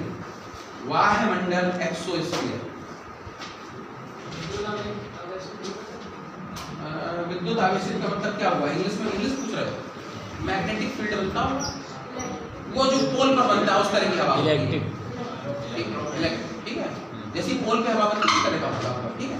आगे लिखें वायुमंडल एक्सोस्फीयर, ठीक है। देखिए सबसे बाहरी भाग है, ये वायुमंडल का सबसे बाहरी भाग है, और धीरे धीरे अंतरिक्ष में वायुमंडल विलीन हो जाता है, और धीरे धीरे अंतरिक्ष में वायुमंडल विलीन हो जाता है, और धीरे धीरे ये वायुमंडल का सबसे बाहरी भाग है, और धीरे धीरे अंतरिक्ष में वायुमंडल विलीन हो जाता है, वायुमंडल धीरे धीरे वायुमंडल विलीन हो जाता है, अंतरिक्ष में वायुमंडल विलीन हो जाता है। यहाँ पर इसकी वाय सीमा पर, यहाँ पर इसकी वाय सीमा पर टेम्परेचर, यहाँ पर इसकी वाय सीमा पर टेम्परेचर 5000 डिग्री सेंटीग्रेड के ऊपर पहुंच जाता है। यहाँ पर इसकी वाय सीमा पर टेम्परेचर 5000 डिग्री सेंटीग्रेड के ऊपर पहुंच जाता है। वाय सीमा पर टेम्परेचर 5000 डिग्री सेंटीग्रेड के ऊपर पहुंच जाता है, लेकिन महसूस नहीं होता। 5000 डिग्री सेंटीग्रेड के ऊपर पहुंच जाता है, लेकिन महसूस नहीं होता, क्योंकि एटमॉस्फेयर ना के बराबर है। महसूस नहीं होता क्योंकि एटमॉस्फेयर ना के बराबर है। एटमॉस्फेयर ना के बराबर है। महसूस नहीं होता क्योंकि एटमॉस्फेयर ना के बराबर है, ना के बराबर है। यहां तक सबको सब क्लियर हुआ? तो ऊपर का टेम्परेचर कितना है इसके सबसे ऊपर का 5000 डिग्री सेंटीग्रेड से ऊपर, लेकिन वो महसूस नहीं होता क्योंकि एटमॉस्फेयर नहीं है। अगर मान लो कहीं पे एटमॉस्फेयर नहीं है तो वहां पर टेम्परेचर बहुत तेजी से गिरता है और बहुत तेजी से बढ़ता है, लाइक मरकरी। ठीक है, ध्यान रखना, उस तरह का बिहेव होता है। चलिए आगे बढ़ते हैं हम लोग। अब सबसे पहले अब हम आपको पढ़ाएंगे एयर प्रेशर और विंड। इसके बाद तो एयर प्रेशर से परिचित है, ब्लड प्रेशर से तो परिचित होंगे। शरीर के अंदर का जो प्रेशर होता है ब्लड का, उसको बोलते हैं ब्लड प्रेशर। ब्लड प्रेशर हमेशा ऐसे लिखा जाता है, जैसे आपने देखा होगा 82। तो जब हार्ट से ब्लड पंप होता है तो प्रेशर कितना होता है, और जब वापस आता है तो प्रेशर कितना होता है, तो जानते होगा ना सब लोग। जब पंप होता है तो 120 और वापस आता तो 80, इसी को बोलते हैं ब्रीथिंग ब्लड प्रेशर। अच्छा, ब्लड प्रेशर तो पढ़ा नहीं है हम, तो विंड पढ़ा रहे हैं। एयर प्रेशर, एयर प्रेशर क्या है कोई बताएगा भाई? जो अगली वाले हमारे दो बैठे हैं जी, एयर प्रेशर क्या है? What is the air pressure? Air pressure क्या है, इसे कैसे डिफाइन करेंगे, किस में नापते हैं, क्या करते हैं, इसका यूज क्या है, वगैरह वगैरह। कहाँ पर मैक्सिमम है, कहाँ पर मिनिमम है, मतलब ये बहुत जनरल क्वेश्चन बोल रहे हैं भाई। एयर प्रेशर में हम कह रहे हैं मान लो 0 लेवल के क्वेश्चन आएंगे तो कैसे आएंगे? सबसे ज़्यादा कहाँ है, सबसे कम कहाँ है, किस में नापते हैं, कहाँ कितना पाया जाता है, ठीक है, इसका यूजेस क्या है, कौन सी चीज़ें एयर प्रेशर पर डिपेंड हैं, कौन सी चीज़ें एयर प्रेशर पर डिपेंड नहीं है, ये तो होता है। अच्छा बताइए, कहीं पर प्रेशर बिल्कुल ना हो, एयर प्रेशर, क्या वहाँ हेलीकॉप्टर उड़ सकता है? बस इसका जवाब दो। बहुत जनरल क्वेश्चन पूछा। अगर कहीं पे एयर प्रेशर बिल्कुल नहीं है तो क्या वहाँ हेलीकॉप्टर उड़ सकता है? नहीं। प्रेशर ही बना के तो उड़ता है, ऊपर हल्का नीचे भारी, तभी तो ऊपर उड़ता है वो। पंखे उसकी इतनी स्पीड होती है कि नीचे क्या होता है भारी, ऊपर हल्का, तो वो नीचे से बॉडी को उठा लेता है। बस बॉडी लटकती है उसमें, जिसको आप देखते हो उसको आप हेलीकॉप्टर कहते हो। सारा कमाल तो प्रेशर उसका ही है, विंड का, जिसके घूम रहे हैं पंखे। अब बताओ जी मैम। वायु पर जो दबाव पड़ता है उसको एयर प्रेशर कहते हैं। वायु दाब को एयर प्रेशर कहते हैं, वेरी गुड। और जहाँ पर टेम्परेचर अधिक होता है वहाँ पर एयर प्रेशर कम होता है। जहाँ पर अधिक होता है वहाँ प्रेशर कम होता है। अच्छा जी, हर जगह ये चीज लागू नहीं होती, ये चीज हर जगह लागू नहीं हुई। जो तुमने ये बात बोली ना, जहाँ पे कम होता है वहाँ पे, ये हर जगह लागू नहीं हुई। ये बात अधूरी है, बाकी तो सब ठीक है। और आप बताएं सर कुछ? चल कोई बात नहीं, हम आपको पढ़ा दें। सबसे पहले ऊंचाई बढ़ने के साथ साथ एयर प्रेशर क्या, पहले इसको समझो। एयर प्रेशर एयर का स्तंभीय भार है। कौन सा भार है? स्तंभीय भार। यानी अगर हम खड़े हैं ओपन में बाहर, तो हमारे ऊपर खोपड़ी पर पूरे वायुमंडल का एयर प्रेशर है कि नहीं है, स्तंभीय भार है कि नहीं, लेकिन हमें उसकी हैबिट है। ठीक है, उस भार की, स्तंभीय भार की, ठीक है। और अगर एयर प्रेशर कहीं पर बहुत कम हो जाएगा तो नाक और मुंह से खून आ जाएगा, नाक से, मुंह से, गुप्तांगों से, ऐसी जगहों से ब्लड ब्लीडिंग शुरू हो जाएगी, ठीक, आंखों से। क्यों? क्योंकि प्रेशर बहुत कम हो गया। उतना प्रेशर हमें भी जरूरी होता है, इसलिए बहुत ज़्यादा हाइट पर जब जाते हैं तो दिक्कत होती है, प्रेशर कम होने लगता है। बहुत ज़्यादा हाइट पर जाने पे एक जनरल का एक और प्रॉब्लम होती है, सब लोगों को होगी भविष्य में कभी जब घूमने जाना, जैसे जब बहुत ज़्यादा हाइट पर जाओगे तो सबसे पहले सुनाई देने में थोड़ी सी दिक्कत होती है, हल्की सी, कान में थोड़ी दिक्कत रहेगी। क्यों? क्योंकि कान प्रेशर कम होने की वजह से कान का पर्दा जो होता है थोड़ा बाहर की तरफ आ जाता है, और यहाँ पर थोड़ा प्रेशर ज़्यादा होने की वजह से थोड़ा अंदर रहता है। फिर जब हम लोग वहाँ से लौट के आते हैं तो उस पर्दे को जब ठीक करते हैं 1-2 दिन में, तो फिर से पूरा प्रॉपर सुनाई, या तो 1-2 दिन में अपने आप सही हो जाएगा, फिर से वही उसी जगह पे। या आप कर लो, खूब कस के हवा भरो मुंह के अंदर, नाक बंद करो और मुंह बंद करो, हवा निकालने की कोशिश करो, तो पर्दों पर प्रेशर पड़ेगा और वो फिर से सेटल हो जाएंगे, थोड़ा दर्द भी होगा और आपको बिल्कुल प्रॉपर वैसे जैसे पहले सुन रहे हो वैसे वैसे फिर से लगने लगेगा। तो ये सारा कमाल किसका है? प्रेशर का है। अब सबसे ज्यादा एयर प्रेशर समुद्र तल पर होता है। कहाँ पर होता है? समुद्र तल पर। और जैसे जैसे ऊंचाई बढ़ेगी वैसे वैसे प्रेशर कम होगा। तो इस अर्थ पर सबसे ज्यादा प्रेशर कहाँ पे है? समुद्र तल पर। और ऐसी जगह जो समुद्र तल से भी नीची है वहां और ज्यादा है, ठीक है। और जैसे जैसे ऊंचाई बढ़ेगी वैसे कम होगा। तो सबसे कम कहाँ होगा? Mount Everest. उससे ऊंची जगह पूरे उस पे अर्थ पे है नहीं, तो वहां सबसे कम होगा। समझे कि नहीं समझे? Air pressure. तो ये स्तंभीय भार है, ठीक। किसी को कोई डाउट? ठीक है, चलिए एक करके शुरुआत करते हैं। वायुदाब, एयर प्रेशर।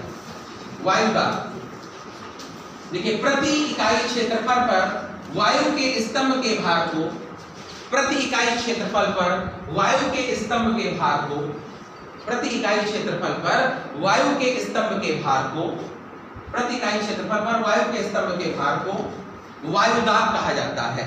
वायु के स्तंभ के भार को वायुदाब कहा जाता है, एयर प्रेशर कहा जाता है। वायु के स्तंभ के भार को एयर प्रेशर कहा जाता है, वायुदाब कहा जाता है। एयर प्रेशर कहा जाता है, वायुदाब कहा जाता है, ठीक है। इसे मिली बार में, एमबी में, इसे मिली बार में एमबी में नापते हैं। इसे मिली बार में एमबी में नापते हैं। इसे मिली बार में एमबी में नापा जाता है, नापते हैं। किसी भी स्थान पर 2 बार एयर प्रेशर बढ़ता और 2 बार घटता है। किसी भी जगह पर 2 बार एयर प्रेशर बढ़ता और 2 बार घटता है। हमने आपको शायद पहले बताया था। किसी भी जगह पर 2 बार एयर प्रेशर बढ़ता और 2 बार घटता है। सुबह 4 से सुबह 10 हाई, सुबह 10 से शाम 4 लो, शाम 4 से रात 10 हाई और रात 10 से सुबह 4 लो। किसी भी जगह पर 2 बार प्रेशर बढ़ता और घटता है। 2 बार प्रेशर बढ़ता और घटता है, घटता है, ठीक है। तो ये दोबारा लिखाने की जरूरत तो है नहीं, क्योंकि ये तो मैं पढ़ा ही चुका हूँ। 2 बार बढ़ता घटता है। देखिए आगे 60 डिग्री के ऊपर, 60 डिग्री के ऊपर, 60 डिग्री के ऊपर यह क्रिया नहीं होती। 60 डिग्री के ऊपर, 60 डिग्री के ऊपर ये क्रिया नहीं होती, यह क्रिया नहीं होती। यानी कि एयर प्रेशर घटता बढ़ता नहीं है। 60 डिग्री के ऊपर ये प्रेशर, 60 डिग्री नहीं, अक्षांश, 60 डिग्री अक्षांश के ऊपर, 60 डिग्री अक्षांश, अगर नहीं समझ पाए तो लिख लो, 60 डिग्री अक्षांश के ऊपर यह क्रिया नहीं होती, यह क्रिया नहीं होती। यहाँ पर दैनिक उतार चढ़ाव नहीं देखा जाता। 60 डिग्री ऊपर ये क्रिया नहीं होती। यहाँ पर दैनिक उतार चढ़ाव नहीं देखा जाता। यहाँ पर दैनिक उतार चढ़ाव नहीं देखा जाता। दैनिक उतार चढ़ाव नहीं देखा जाता। 60 डिग्री ऊपर ये क्रिया नहीं होती। यहाँ पर दैनिक उतार चढ़ाव नहीं देखा जाता, नहीं देखा जाता, नहीं देखा जाता, ठीक है। अब एक हेडिंग डालेंगे, एयर प्रेशर बेल्ट। हेडिंग डालेंगे एयर प्रेशर बेल्ट, वायुदाब पेटियां, एयर प्रेशर बेल्ट।